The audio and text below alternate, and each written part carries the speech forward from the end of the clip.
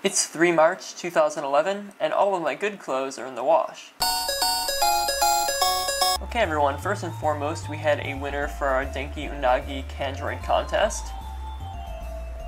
You've won the Denki Unagi Candroid, and it will actually be going out tomorrow, so keep your eyes on the mail.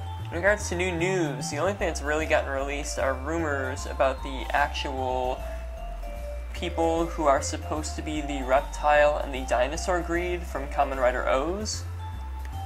Now don't continue listening to this if you don't want anything to be spoiled. So apparently the dinosaur greed is named Giru, and the reptile greed is named Ray, and they're not gonna be part of the original greeds that were locked away by the original OOOs. They have apparently been living on Earth since they were created, so they weren't locked away whatsoever. And apparently the dinosaur greed Giru is supposed to be Kogami. Happy birthday, dear.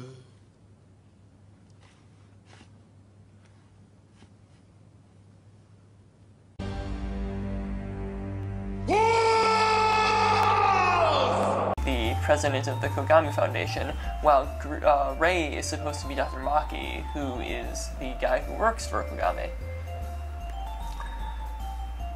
Apparently the dinosaur combo will debut around April or May, and the Korakawani, which is the reptile combo, will debut sometime in June, probably the summer movie.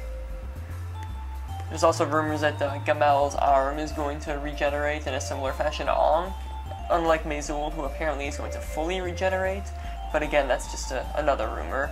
And the weirdest rumor is apparently Date is going to die because of the fact that he was poisoned by Dr. Maki, who's actually this reptile greed Ray the entire time.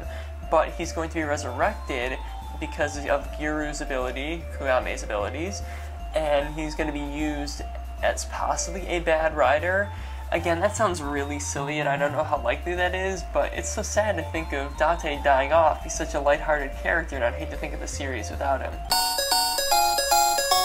For those of you who haven't been following the blog, I will be heading to Japan on the 30th of March and staying until April 12th.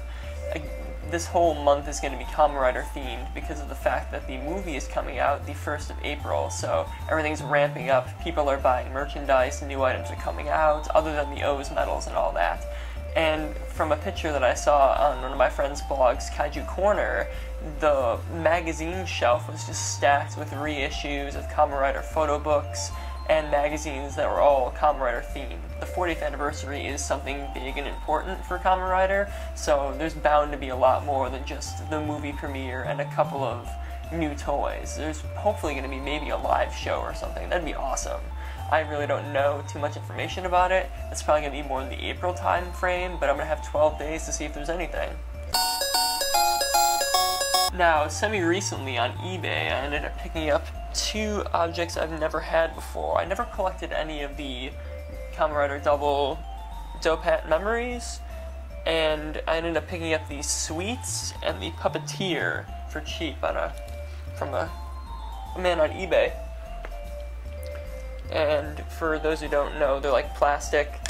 They're from the Bandai Premium Collection, so they're nice. They're a nice build. They have a nice weight to them, and they look just like in the show. As you can see, there's the Puppeteer and there's the sweets. But they also, just like in the show, make the noises. So you press the button, and then you would press the thing against your skin, like the Dopat. And then the same thing with Puppeteer. And then it would make the noise again.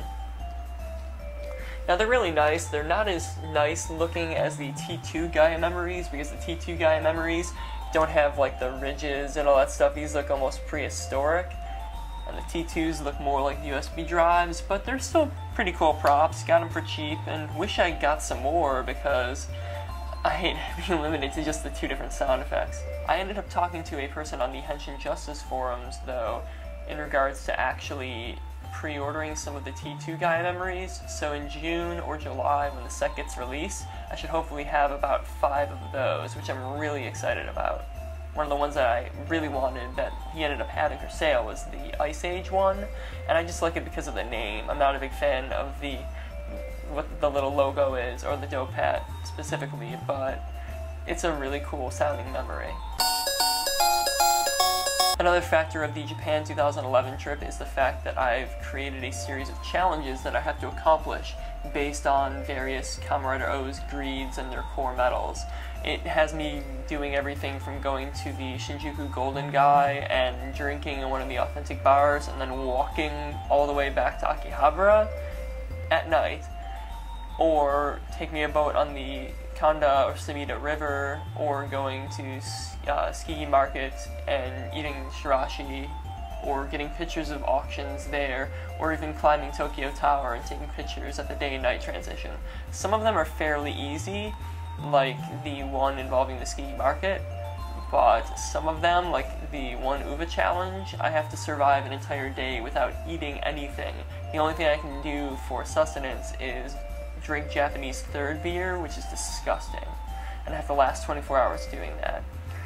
It'll be fun to do. I'm going to spare you explaining every single one here. If you hop on the website at tokyohipster.com, you can check out each page for each one, see what the challenges are, and when I leave for Japan on the 30th, arriving the 31st of March, there will be live updates as to exactly which I've got accomplished and how many medals I currently have, and how close I am to either completing a combo or the entire challenge, so be sure to check back for that.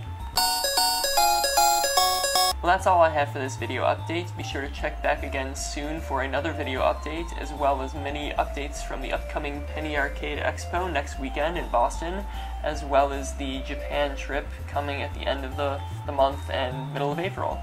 So until then, play us off, Professor Jin.